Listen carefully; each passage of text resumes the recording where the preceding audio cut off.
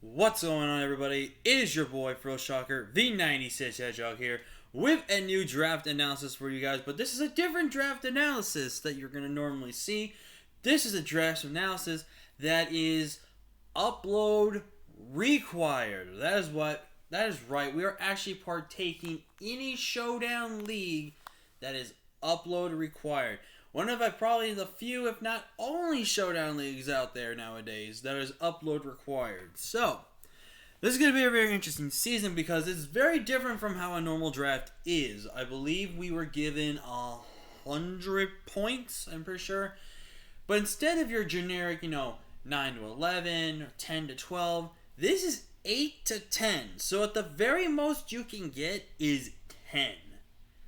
So it's going to be very interesting to see how many people go extreme top heavy with their drafts and kind of see how they go with it.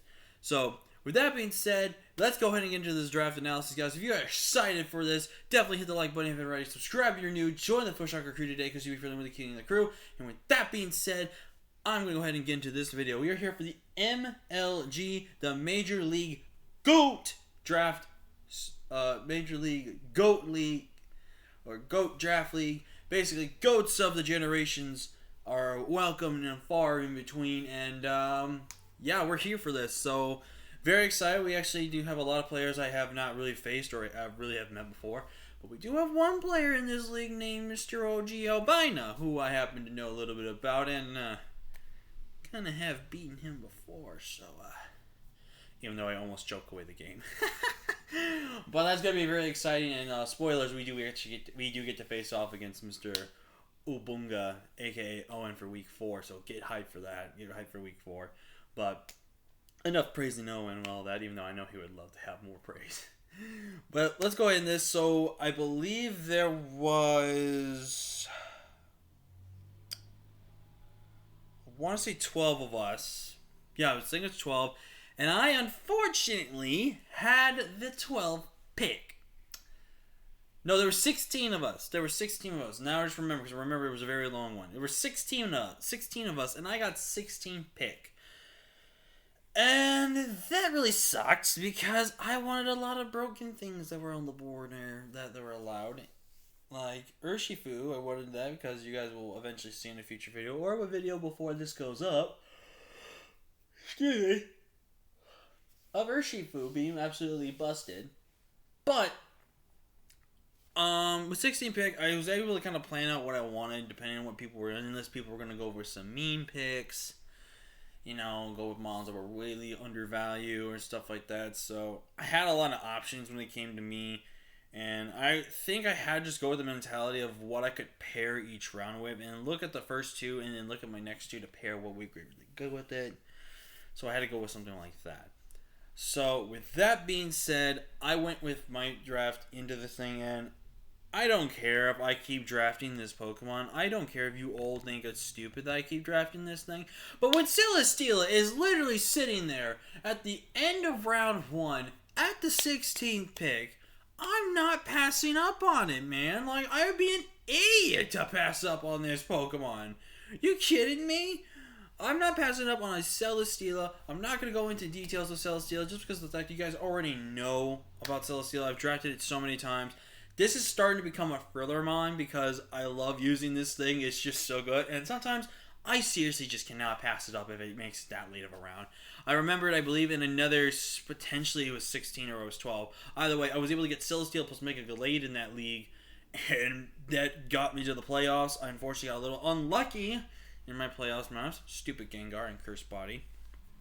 But I got myself such a fantastic team this season time around, and I am looking forward to this season so much with Celesteela, because I just know how good Celesteela can really be, and I just love Celesteela. It's a fantastic Pokemon.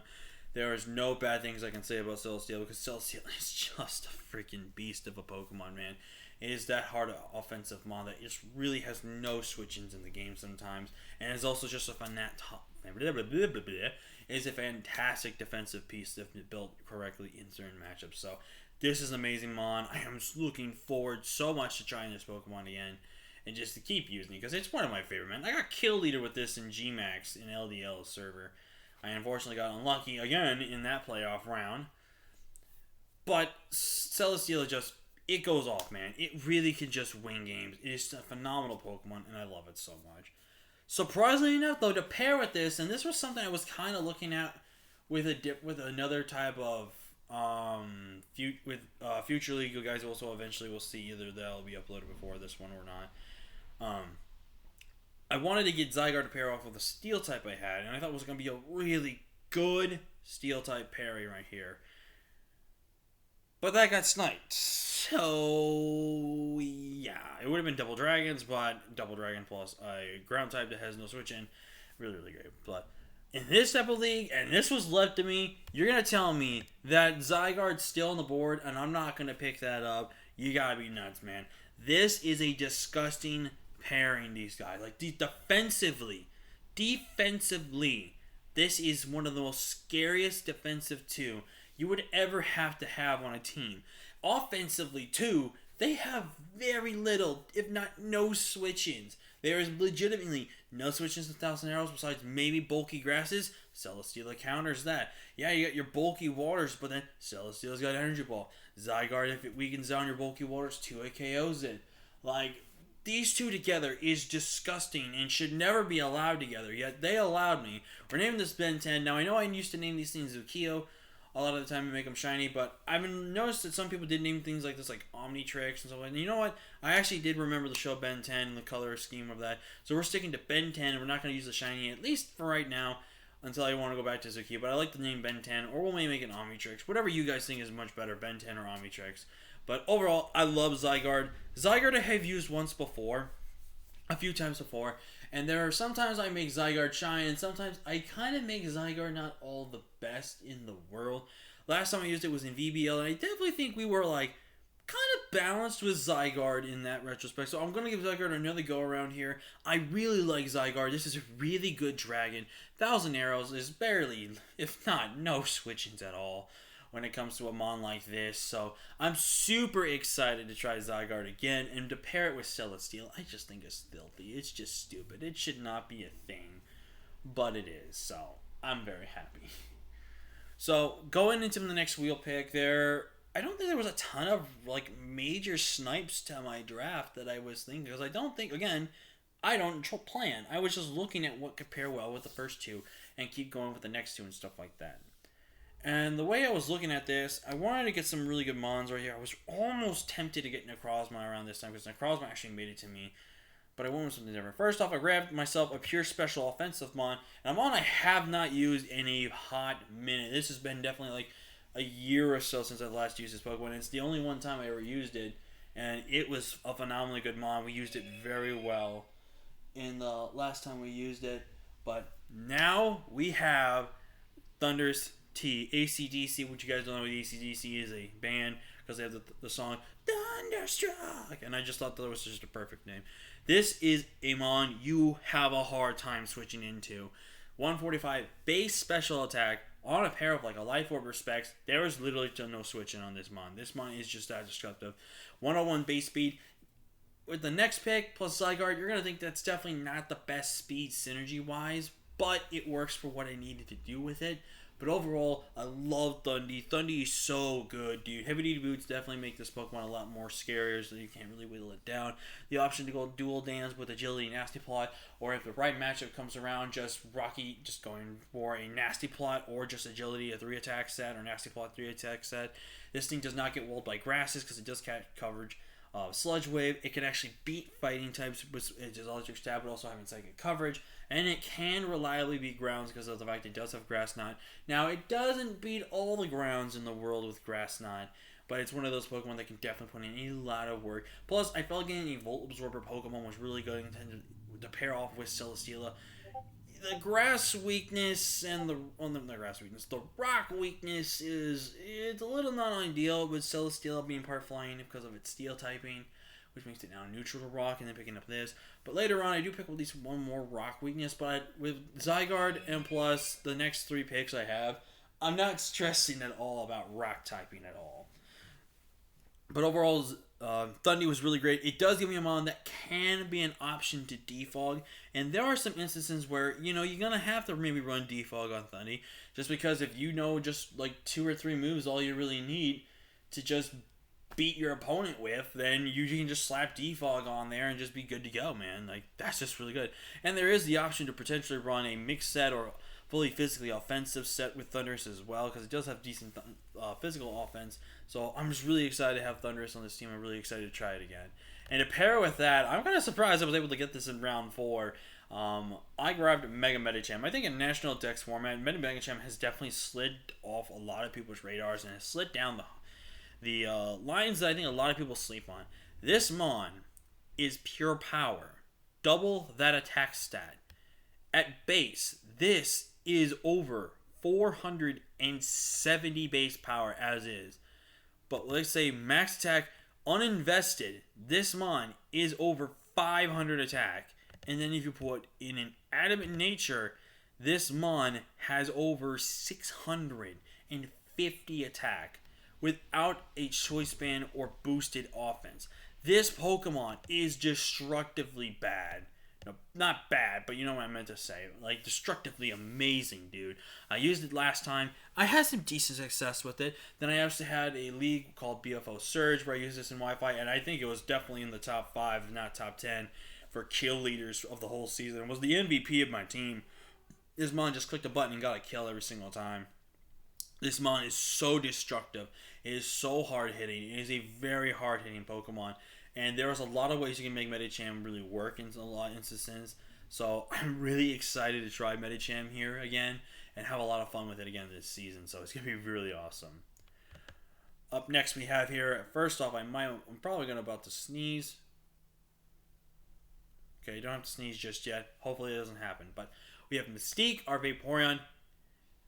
And I drafted this Mon for a few kind of reasons. One, I needed a Cleric, which is really important for my team. I needed to get a Mon with Water Absorb in case Dracovish is a lovable creature that wants to come out of the nowhere and attack me.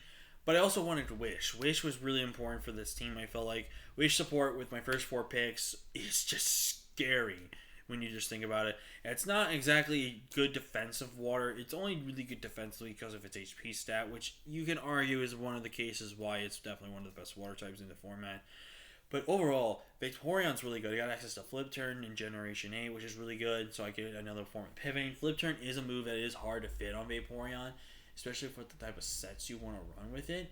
But overall, Vaporeon, fantastic Pokemon. I've won a championship with Vaporeon on my team before in the APA Indigo scene, and I was super excited for that.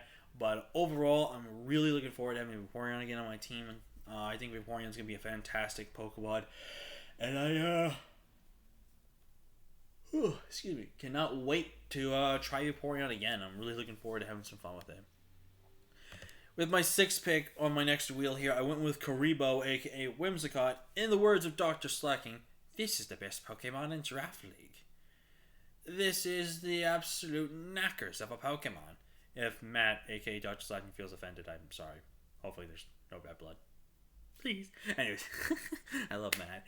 We have Whimsicott here, and I felt like Whimsicott was good. I have used Whimsicott at least 1.5. I used it in APM when I was defending my title back in the day at the juniors one, and Whimsicott would have 100% won me a game with Specs offensive, but I got hacked and just screwed over with my Whimsicott. And it was robbed of its opportunity to shine, man. It was robbed of its opportunity to shine. Whimsicott, though, is a really good Pokemon. It's not the world's greatest ground switch in, but it's a Pokemon that can do a lot for a team. Prankster support is really, really good in Draft League. Like Prankster Tailwind, Prankster Stunspore, just Prankster Elite Seed, Prankster Default, which one of the main reasons I drafted it as well. Also, that speed tier. I really needed some elite speed in my team that does force you to have to prep for that speed tier on Whimsicott, which is always really, really good. If you get a Pokemon that has forced to run speed in order to counteract something on a Pokemon's team, I think it's really, really good. Whimsicott overall is just a fantastic Pokemon. I love this thing so much. It is so good. And look at it, it's just a fluff ball. And plus, I thought like Karibo was like the perfect name whenever I got Whimsicott. So overall, I think Whimsicott's a fantastic Pokemon. I think it's going to be really good for the team. And I think it's going to really help out the squad here. And I think it pairs really well with other things. We are having a bit of a strong ice weakness, but with my next pick, we're going to patch it out. Plus, we have Vaporeon, and we do have the mons that can deal with them. in fighting and steel stab with Selly and Medicham, but they obviously don't want to take it. I mean, Selly can probably take it, but not Medicham, but I think we have enough issues to not deal with it. Going on into my 7th and 8th pick, I went with Chandelure. Now, Chandelure has been a Pokemon that I do have on my PDL team, and I believe, if I'm correct, and this is spoilers, I don't even bring Chandelure. Chandelure is a Pokemon I am wanting to force myself to try, because this is a Pokemon I really think is really, really good. This was the very first Fire Ghost type before Blacephalon became a thing. And I really think there's a lot of potential here with Chandelure. Chandelure is a very amazing Pokemon. Base 80 Steed Stat is not the world's greatest, but it's not necessarily bad. This is a really good Pokemon with some really fantastic abilities. Infiltrator is really good if you know there's going to be sub-variant Pokemon out there. Flame Body is always really good to have a burn, which is also really good in a lot of formatting. And then Flash Fire to get that fire immunity, which paired with Celesteela and Whimsicott is so good, dude. That's such a really good Pokemon. This is a Pokemon that can go on Scarf. This thing could run Specs. This thing could run just a whole bunch of assortment. The move pool is a little bit limited in types of versatility you can do, but overall, I think Chandelure is a fantastic Pokemon. I love this thing so much, and it's just a fantastic mon. I think it's going to be really good. It's one of the best designed Pokemon from Generation 5 as well. Generation 5. I was right, Generation 5. And I just think it's awesome, man. I'm looking forward to trying it. And to pair that, I went with a good old reliable Pepe Le Pew. I'm not going to really talk about this mon because I've now lately just been drafting it just to have it on a team to fit some roles. It's mostly just here to be a defogger. It's a dark type as well. Ground is a little bit of an issue for my team, but I've got 2 flying types. I've got a water type that checks grounds relatively well. I've got a Whimsicott, which is the best Pokemon in Draft League. That was described by a doctor. So if if a doctor says something, he's telling the truth about something there. And I have overall just really good bulk in Zygarde that checks it, so I'm not too scared of ground. Really, ground is definitely going to be a little bit of an issue. But then we have some decent enough checks to ground, so I don't really care. Again, this thing was really just for defog. It's not that bad. It's a mon that can go physical or special or mixed in a lot of matchups, and it's got some decent support options also with having Memento and stuff like that. So. It's just good to buy. And plus, it's always shiny because it was a shiny I got in BDSP, so that's why it's always shiny. With the last pick, though, I really needed to deal with ghost types. I have Pepe, and that's it. I don't have nothing else that really checks ghost types. Defensive ghost types, I do have Lumiere, which defensive ghost types, I could probably be able to handle and just deal with fine. It is offensive ghosts I struggle with, especially offensive ghosts that are faster than my Lumiere and my Pepe. So I wanted to go with something that, can't be affected by that, but also can beat them at the same time. And that's where good old reliable Exploud is. Now, Exploud I've used a couple of times, and I personally have loved using Exploud in the past. Like, the first time I ever used Exploud, this thing was like, I think I was pretty much almost my kill leader of the season for it. And it almost pulled off the unthinkable, killing a freaking, what's his name? A Hawlucha on a play that they could have choked away their game and stuff like that. So, Exploud's fantastic. I love Exploud so much. Exploud is very unique. It's very different. It does have some decent moves, but the main reason I drafted it was because of Scrappy. Scrappy is so good. Maybe if I'm crazy enough to run a physical Exploud, with Scrappy I can't be intimidated. But the main thing about this is I can hit Ghost types, which means the only thing that really is coming on this mon is Steel and Rock types, and I already have some of the best answers to the Steel and Rock type Pokemon on my team. So I think Exploud is going to be a monster this season, and I'm really looking forward to using it, and hopefully be able to put in the work with it. So that's the squad, guys. This league is going to be upload required. They are asking that we probably post, I believe, on either Saturday or Sunday at 12 noon. So I'm going to definitely do my best to make sure they're posted by then. Obviously, there's going to be some reprehensions and some penalties if stuff's not getting posted on time. So I'm definitely going to do my best to make sure I'm not going to forget and make sure that it's posted every single time at the time it's asked for. Games are going to be asked and or played before a certain day at the very least before they get uploaded, which obviously I can do that. I should be able to do if my opponents have a freedom schedule to make it work. So I don't think that's going to really be an issue for us there. But overall, though, really excited for this league. Get to play against a lot of new faces. Get to face off against a good buddy of mine that we don't get to talk really all that much, but we have some good little here and there little chats that are really nice. So with Owen. So I'm really looking forward to the season. It is 7-week season, so every win is going to count. I think the bare minimum you can lose throughout this season is at least 2 games. So let's hope and pray we can do well this season. If not, just have a good old time. So with that being said, I'm going to go ahead and get out of here, guys. So thank you so much for watching. Leave a like, comment, share, and subscribe, and I'll see you guys next time. And also let me know your thoughts about the team down below and how good it is, or maybe something we can do better with it. But overall, I love you all so much. Thank you so much for watching. I'll see you guys next time. Peace.